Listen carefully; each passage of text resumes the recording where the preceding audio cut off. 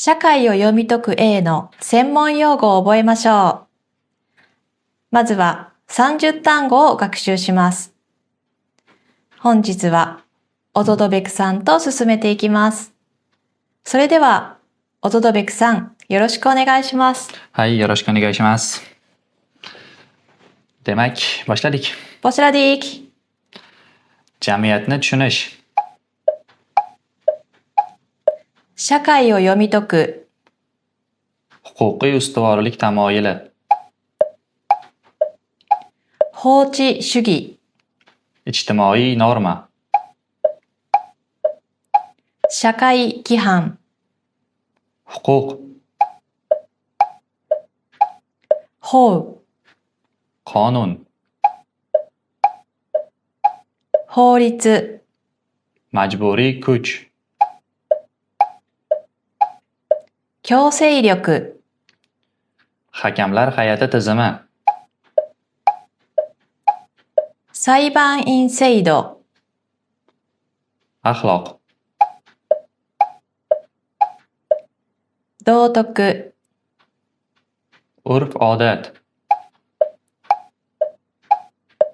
習慣。Diniy norma.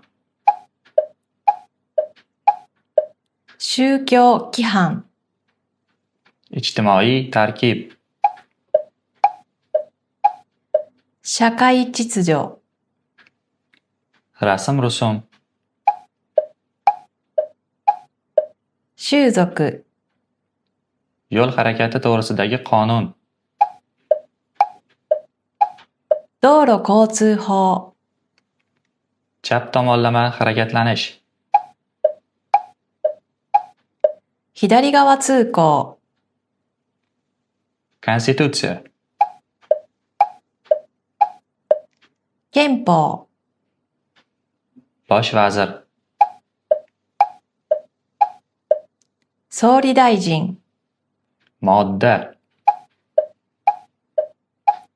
条文。Hikmatli so'z.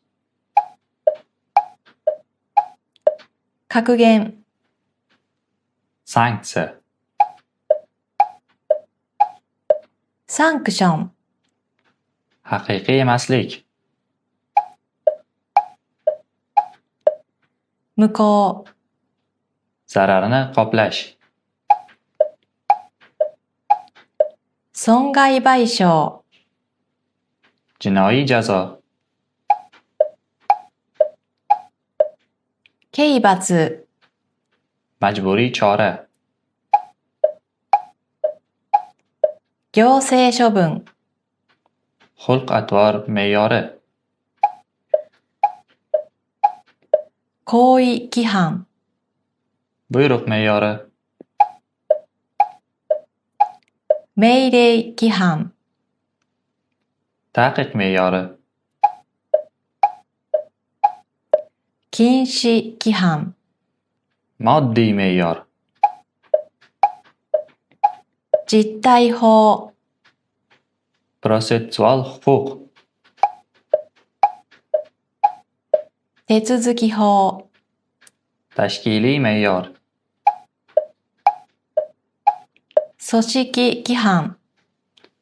Va nihoyat Yaponiya konstitutsiyasi. 日本国憲法。